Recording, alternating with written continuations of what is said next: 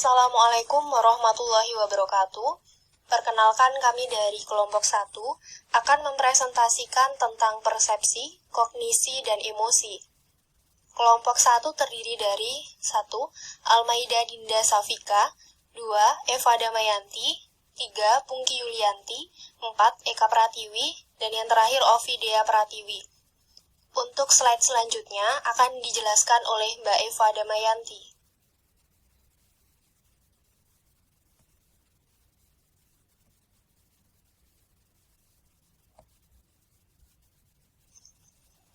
Secara umum, pengertian dari persepsi, kognisi, dan emosi merupakan pembangun dasar dari sebuah pengalaman sosial, termasuk negosiasi dalam hal bahwa tindakan sosial kita dipandu oleh cara kita memandang, menganalisis, dan merasa tentang pihak lain, situasi, dan minat serta posisi kita sendiri.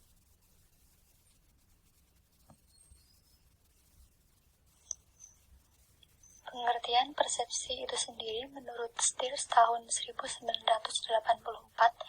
pada halaman 98, persepsi merupakan usaha fisik dan psikologis yang rumit. Hal ini didefinisikan sebagai proses penyaringan, pemilihan, dan penafsiran stimulan, sehingga mereka memiliki makna untuk perorangan. Persepsi adalah proses di mana individu terhubung dengan lingkungan mereka. Di sini kita tertarik pada persepsi yang menghubungkan seseorang dengan lingkungan sosial. Seperti pengalaman negosiasi, banyak hal mempengaruhi cara seseorang memahami dan menetapkan arti untuk pesan dan peristiwa termasuk ke dalam pikiran, peran, dan pemahaman komunikasi sebelumnya dari perseptor tersebut.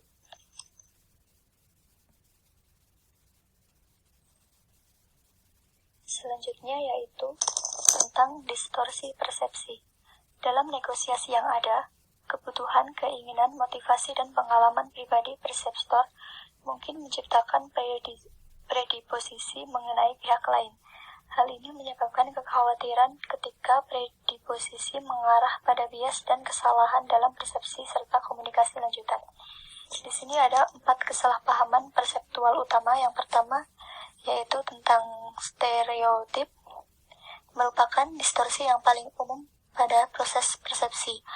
Hal tersebut terjadi saat seseorang menetapkan atribut pada orang lain yang hanya berbasis pada keanggotaan orang lain dalam kategori sosial atau demografi tertentu. Yang kedua yaitu efek halo. Dalam persepsi serupa dengan stereotip, daripada menggunakan keanggotaan kelompok seseorang sebagai basis klasifikasi, efek halo terjadi ketika orang menyamaratakan varietas atribut berdasarkan pengetahuan atas satu atribut pada seseorang individu, menurut Cooper tahun 1981. Yang ketiga yaitu persepsi selektif. Terjadi ketika perseptor memilih informasi tertentu yang mendukung atau memperkuat keyakinan sebelumnya dan menyaring informasi yang tidak membenarkan keyakinan tersebut. Yang keempat yaitu proyeksi. Proyeksi terjadi ketika seseorang menetapkan karakter atau perasaan pada seorang lain yang diproses oleh mereka sendiri. Di sini dijelaskan mengenai proses persepsi, yaitu berawal dari stimulus yang dapat mempengaruhi perhatian, lalu ke pengakuan, lalu selanjutnya terjemahan, dan akan mempengaruhi perilaku seseorang.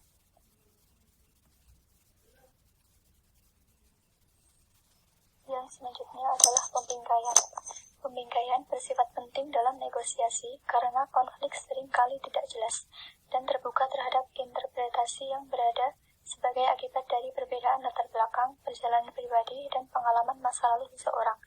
Menurut Ruth dan Spivak pada tahun 1995, pembingkaian adalah konsep yang populer di antara para ahli sosial yang mempelajari proses kognitif, pembuatan keputusan, persuasi, dan komunikasi.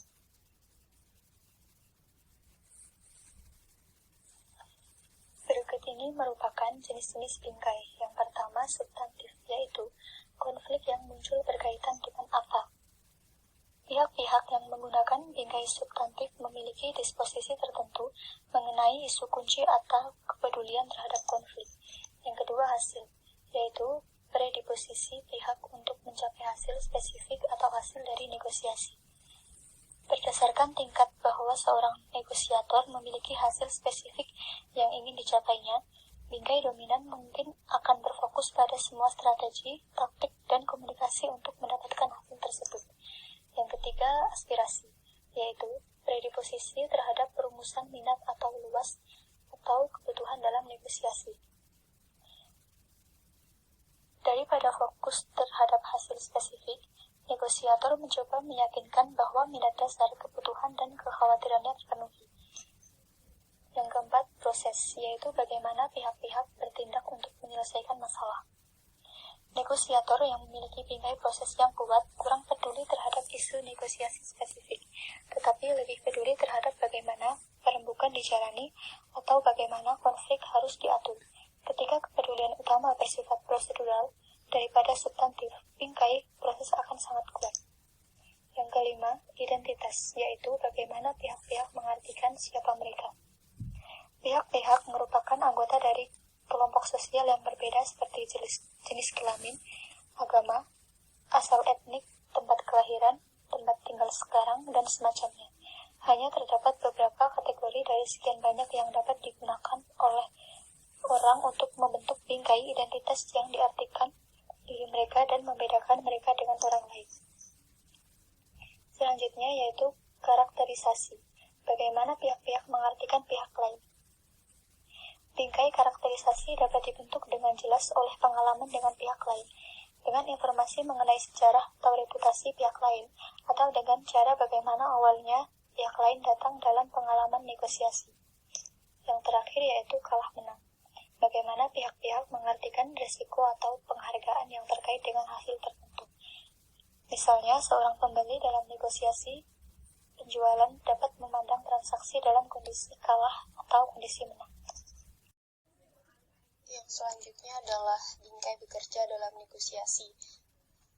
Walaupun konsep pembingkaian dan peranannya dalam negosiasi bersifat memaksa, penelitian dalam area ini sulit dilaksanakan. Sulit untuk mengetahui bingkai apa yang digunakan satu pihak, kecuali jika pihak tersebut memberitahu atau kecuali membuat dugaan dari perilaku pihak tersebut. Analisis linguistik transkrip negosiasi, Gray 1991, Lewicki dan Elliot 2003, dan studi efek pembingkaian lainnya. Untuk yang pertama, ada negosiator dapat menggunakan lebih dari satu bingkai. Sebagai contoh, seorang developer lahan yang membahas konflik atas pengajuan lapangan golf yang akan menempati lahan basah dapat berbicara mengenai lapangan golf dan preferensinya tentang cara bagaimana lahan harus ditempati dan seberapa banyak input yang dapat dimiliki lingkungan sekitar dan kelompok lingkungan. Untuk yang kedua, ketidakcocokan dalam bingkai antara beberapa pihak merupakan sumber konflik. Contohnya, dua negosiator mungkin berbicara satu sama lain dari bingkai yang berbeda. Mungkin saja akan ada berbeda persepsi antara dua negosiator, dan itu bisa jadi merupakan sumber dari konflik tersebut. Dan yang ketiga adalah pihak-pihak bernegosiasi secara berbeda tergantung pada bingkainya. Yang keempat, jenis spesifik kemungkinan digunakan dengan jenis isu tertentu. 5 jenis bingkai tertentu mungkin mengarah pada tipe kesepakatan tertentu, dan yang terakhir adalah pihak-pihak kemungkinan menerima sebuah bingkai tertentu karena berbagai faktor perbedaan.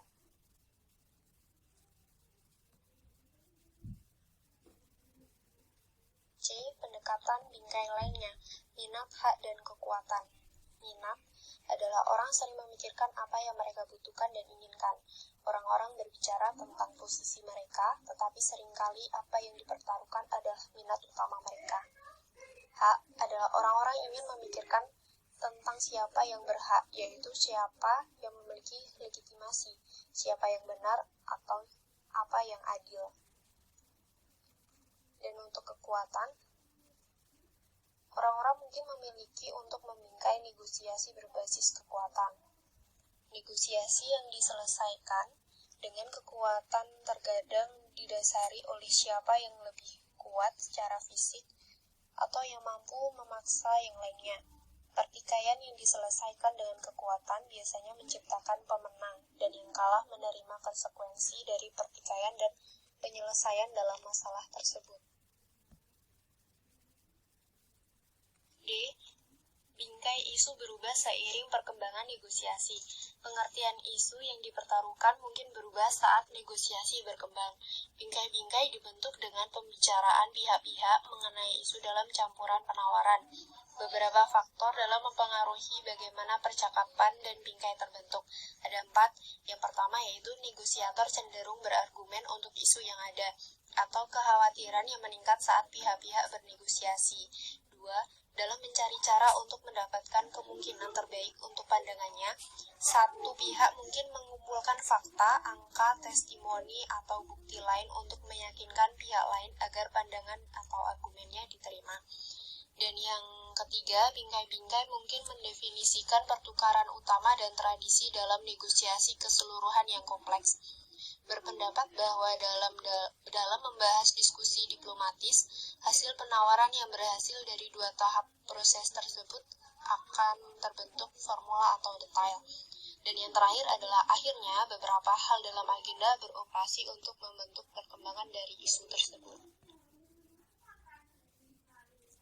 Hal penting dalam perkembangan isu adalah proses pembingkaian ulang, perubahan terhadap tujuan, tekanan, dan fokus perbincangan saat pihak-pihak terkait di dalamnya. Isu-isu dibentuk dan dibingkai ulang oleh beberapa hal. Ada 3, yang pertama adalah argumen yang menyerang signifikasi atau stabilitas masalah atau kemungkinan solusi. 2. Cara-cara yang digunakan pihak-pihak untuk membuat perkara terhadap pihak lain berkaitan dengan logika, berkebutuhan, atau posisi. 3. Manajemen dan interaksi dari beberapa isu pada agenda negosiasi.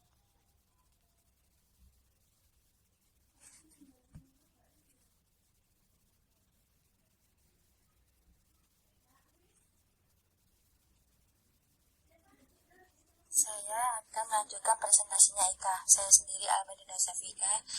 Saya melanjutkan tentang bias kognitif dalam negosiasi. Yang pertama, eskalasi komitmen yang rasional. Negosiator terkadang menjaga komitmen terhadap rangkaian tindakan bahkan ketika komitmen tersebut membentuk sikap irasional. Pada bagian mereka, eskalasi komitmen sebagian disebabkan karena bias dan penilaian dalam persepsi individu. Tidak ada yang mau mengakui kesalahan atau kegagalan, terutama ketika satu pihak mungkin melihat bahwa melakukan hal tersebut merupakan sebuah kelemahan. Yang kedua, keyakinan pada harga mati yang bersifat mitos. Negosiator sering melakukan pendekatan pada kesempatan negosiasi integratif ketika situasi nol atau pergantian menang kalah. Mereka yang percaya pada mitos harga mati berasumsi bahwa tidak ada kemungkinan untuk penyelesaian integratif dan keuntungan perdagangan yang sama, dan mereka menentangkan upaya mencarinya. Lihat Binkley, Griffith, dan Northcroft 195, Thompson dan ST 1990-1990B. Yang ketiga, pengarahan dan penyelesaian. Bias kognitif dalam pengarahan dan penyelesaian berkaitan dengan efek standar atau arah terhadap penyelesaian lanjut yang dibuat dalam negosiasi. Contoh klasik dari pengarahan dalam negosiasi adalah mendengar tawaran pertama pihak lain kemudian berpikir.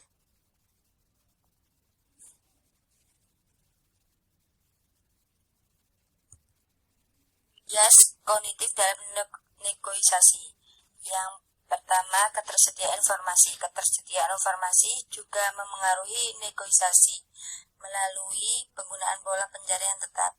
Yang kedua, kutukan pemenang. Kutukan pemenang merujuk pada kecenderungan negosiator, terutama dalam latar lelang untuk merasa puas secara cepat pada sebuah barang, lalu merasa tidak nyaman pada kemenangan dalam negosiasi yang terlalu mudah didapat. Banjarman dan Samuelson 1983. Yang ketiga, kepercayaan diri berlebih. Kepercayaan diri berlebih adalah kecenderungan negosiator untuk meyakini bahwa mereka untuk menjadi benar atau akurat lebih besar dari uang sebenarnya. Yang terakhir, hukum angka kecil. Hukum angka kecil merujuk pada kecenderungan orang menarik kesimpulan dari sedikit sampel.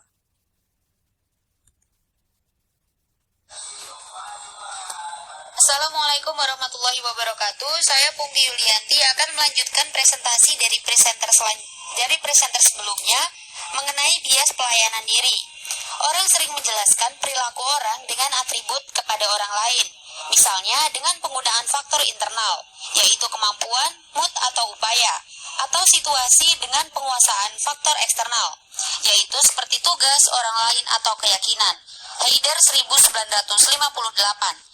Dalam menjelaskan orang lain, kecenderungannya akan menggunakan faktor kasual pribadi atau faktor internal secara berlebih, tetapi meremehkan peran kasual dari situasi atau faktor eksternal. Kecenderungan tersebut disebut dengan kesalahan atribusi fundamental. Rose 1977. Bias perspektual sering diperburuk dengan perilaku pengamatan di mana orang cenderung mengatribusi perilaku mereka sendiri kepada faktor situasional, tetapi mengatribusi perilaku kepada faktor pribadi. Jones dan Naisbitt 1976. Jadi, contoh dari kesalahan atribusi fundamental adalah seperti ini. Misal, teman kita sering masuk kelas itu telat. Harusnya jam 7 tapi dia masuknya jam setengah 8 ataupun jam 8. Dan itu sering ia lakukan. Dan kita pasti mengasumsikan bahwa dia adalah seorang pemalas. Kita mengabaikan situasi-situasi eksternal atau alasan-alasan ia yang sesungguhnya. Misalkan saja, mungkin dia telat karena suatu hal yang terjadi pada dirinya, yaitu mungkin bannya bocor atau dia selalu disuruh ibunya untuk apa dulu kayak gitu. Jadi intinya kita itu hanya menggunakan faktor internalnya saja, tetapi berbeda dengan jika kita menilai diri kita sendiri. Jadi misalkan kita telat masuk kelas, itu kita tidak pernah akan menilai kita dengan kita sebagai pemalas. Kita pasti akan menggunakan faktor situasional atau faktor eksternal yang mempengaruhi kenapa kita telat. Jadi seperti itu. Penelitian telah mendokumentasikan efek bias pelayanan diri dalam proses negosiasi. Misalnya, Berdock, Wang, Lowenstein 1996 mendapati bahwa negosiator di distrik sekolah yang berbeda memilih perbandingan sekolah distrik dengan cara pelayanan diri, yaitu distrik yang mereka pilih sebagai standar perbandingan untuk aktivitas distrik mereka sendiri adalah yang membuat distrik mereka tampak menyenangkan.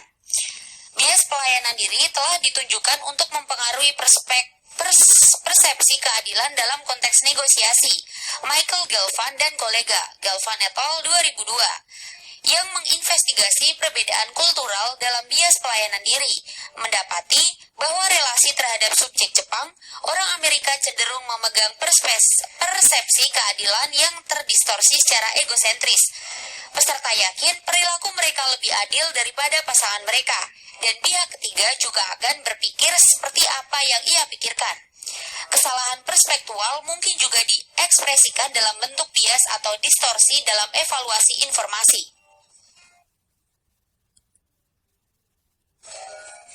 Yang selanjutnya adalah pengaruh dukungan.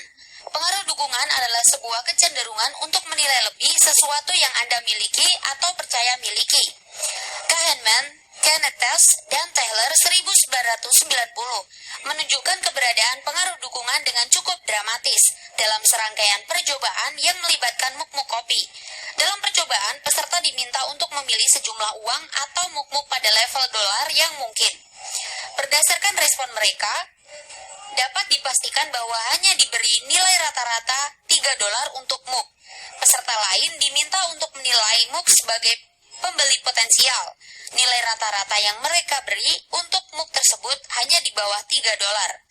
Anggota kelompok ketiga diberi muk dan ditanya apakah mereka akan menjual muk untuk sejumlah uang yang bervariasi. Jawaban mereka mengindikasi bahwa mereka menempatkan sebuah nilai yang melebihi $7 untuk muk tersebut. Maka, tindakan sederhana dari memiliki sesuatu yang tampakan menyebabkan orang meningkatkan nilai yang dirasa, bahkan ketika nilai sebenarnya diketahui.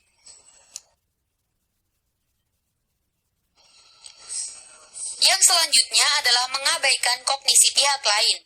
Negosiator seringkali tidak bertanya tentang persepsi dan pemikiran pihak lain yang membuat mereka bekerja tidak lengkap, sehingga mengakibatkan hasil yang keliru.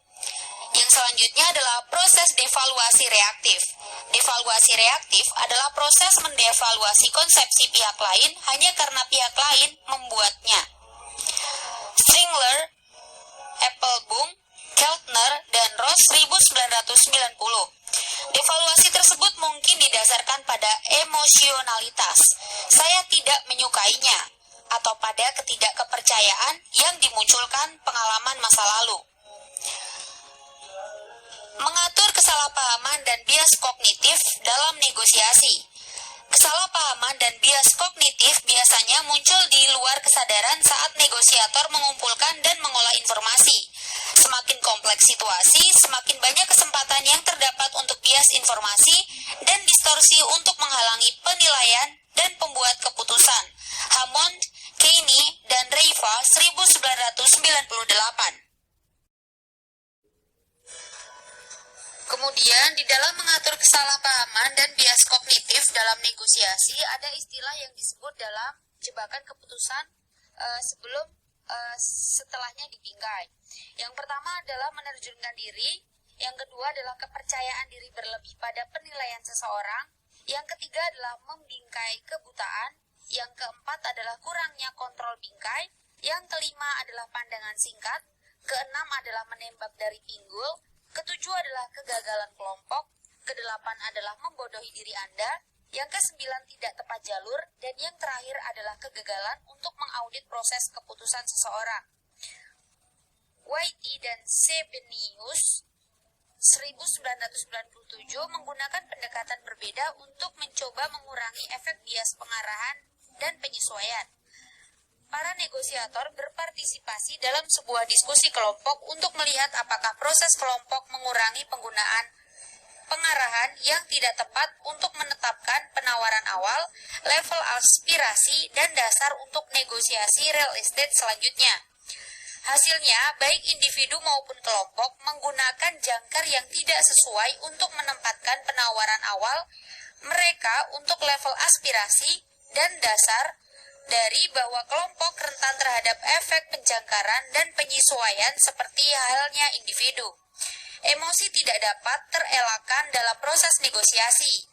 Ahli negosiasi Barbara Gray berargumen bahwa negosiator yang efektif mengetahui bagaimana mengatasi kejadian emosional dari pihak lain yang mungkin mencoba menekan titik emosi kita. Ia mengemukakan saran-saran berikut untuk mengatasi lawan yang menunjukkan perasaan mereka dengan kasar bahkan menyakitkan. Yang pertama adalah pisahkan emosi dan ekspresi, yang kedua adalah tukar posisi, yang ketiga adalah refleksikan kembali emosi yang diekspresikan kepada pihak lain, dan yang terakhir adalah bertanyalah untuk mengetahui isu atau minat di balik emosi tersebut. Baik, saya akan melanjutkan presentasi dari teman yang sebelumnya. Negosiasi menciptakan emosi positif dan negatif. Proses negosiasi dan hasil mungkin menciptakan perasaan positif dan negatif. Emosi dapat dihasilkan dari keterkaitan terhadap pihak lain, merasa nyaman atas perkembangan proses negosiasi dan proses yang dibuat beberapa pihak. Carver dan Said 1990.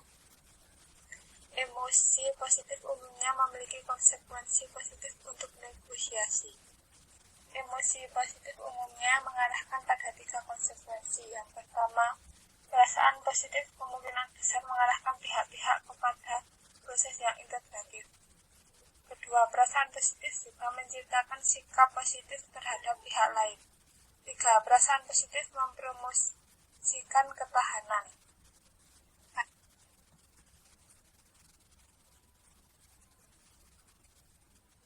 Aspek proses negosiasi dapat mengarahkan pada emosi positif. Berikut ini 2 penemuan berdasarkan bagaimana proses negosiasi membentuk hasil yang berkaitan dengan emosi. Yang pertama, perasaan positif dihasilkan dari prosedur yang adil selama negosiasi.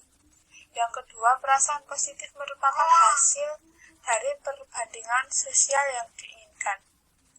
Emosi negatif umumnya memiliki konsekuensi negatif untuk negosiasi. Yang pertama, emosi negatif mungkin membuat pihak-pihak mengartikan situasi sebagai sesuatu yang kompetitif atau distributif. Yang kedua, emosi negatif mungkin merusak kemampuan negosiator untuk menganalisis situasi secara akurat yang akan merugikan penghasilan individual. Yang ketiga, emosi negatif mungkin membuat pihak-pihak meningkatkan konflik. Yang keempat, emosi negatif mungkin membuat pihak-pihak membalas dan mungkin menggagalkan hasil yang integratif. Yang kelima, tidak semua emosi negatif membawa efek yang sama. Aspek proses negosiasi dapat mengarah pada emosi negatif. Yang pertama, emosi negatif dapat diakibatkan dari pola pikir kompetitif. Yang kedua, emosi negatif dapat diakibatkan dari kebutuhan. Yang ketiga, emosi negatif semata-mata diakibatkan dari prospek dalam memulai negosiasi. Efek emosi positif dan negatif dalam negosiasi merupakan suatu hal yang mungkin untuk emosi positif menghasilkan hasil yang negatif dan perasaan negatif untuk memperoleh hasil yang menguntungkan.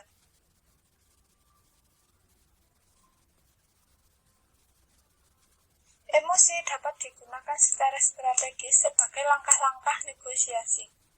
Dari 1999 meminta negosiator untuk mengukur kemampuan mereka untuk memanipulasi emosi, seperti rasa marah, jijik, simpati, antusias, peduli, dan suka, dan untuk menilai kesesuaian dari menggunakan taktik seperti itu dalam negosiasi sebagai bentuk penipuan. Kekacauan emosi manusia yang tidak dapat dihindari. Dani Shapiro, penulis Beyond Reason, Using Emotion as You Nego.